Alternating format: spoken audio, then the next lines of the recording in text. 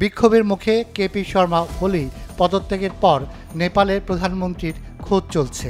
এর মধ্যে রাজধানী কাঠমান্ডুর মেয়র বালেন্দ্র শাহকে পরবর্তী প্রধানমন্ত্রী হিসেবে দায়িত্ব দিতে দাবি জানাচ্ছে বিক্ষোভে নেতৃত্ব দেয়া তরুণরা। কেপি শর্মার দায়িত্ব ছাড়ার পর অনলাইনে জেনজি বিক্ষোভকারীরা বালেন্দ্রকে দায়িত্ব নেয়ার আহ্বান জানিয়ে সামাজিক মাধ্যমে পোস্ট করছেন। জানা গেছে, আন্দোলনের শুরুতেই বিক্ষোভকারীদের প্রতি সমর্থন জানিয়েছিলেন বালেন্দ্র শাহ। তবে যেহেতু বিক্ষোভকারীরা বিক্ষোভে অংশ নেয়ার জন্য 28 বছরকে বয়স সীমা হিসেবে বেঁধে দেন, তাই তিনি সরাসরি আন্দোলনে যোগ দিতে পারেননি।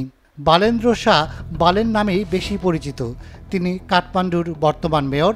1990 সালে কাঠমান্ডুতে জন্মগ্রহণ করা বালেন নেপালে সিভিল ইঞ্জিনিয়ারিং নিয়ে পড়াশোনা করেন। রাজনীতিতে আসার আগে বালেন্দ্র নেপালের আন্ডারগ্রাউন্ডের হিপ হপ জগতের র্যাপার এবং গীতিকার হিসেবে পরিচিত ছিলেন। তিনি তার গানের মাধ্যমে প্রায়শই দুর্নীতি ও বৈষম্যের মতো সামাজিক ইস্যুগুলো তুলে ধরতেন।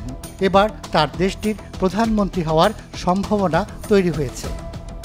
Rumi Noman, Daily Sun.